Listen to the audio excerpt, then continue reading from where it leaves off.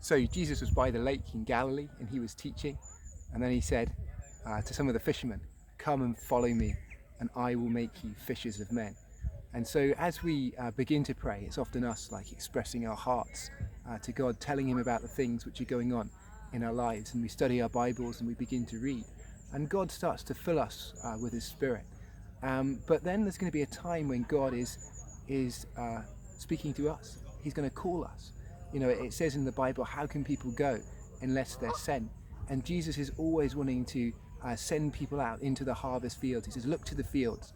The harvest is plentiful and the worker is few. Therefore, pray to the Lord of the harvest to raise up more workers and to send them out. And if we pray those things, we've really got to be willing. And part of prayer is God actually beginning to make us willing. As we pray, he kind of changes our hearts, you know.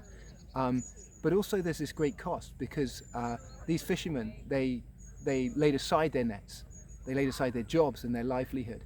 And in this context, like Jesus says, there's many who are called, but there are few who are chosen, or maybe even there's few that choose to follow.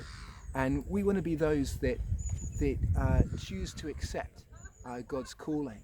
And so when you pray, it's good to say, like, you know, David prayed. He prayed, "Give me a willing spirit, God, you know, that I can follow you, that I can do your will." Because some of the things God asks us to do are going to be costly.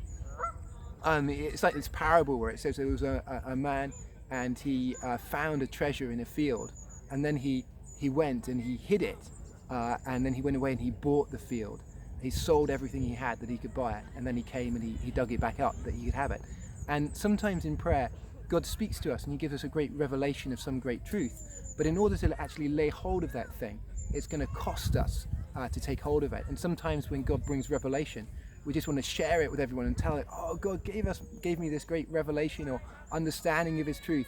But really, the challenge for us is to actually take hold of these things. And so if God has been revealing something to you in this season of prayer, I really want to encourage you to actually do whatever it takes to take hold of that for which God has taken hold of you.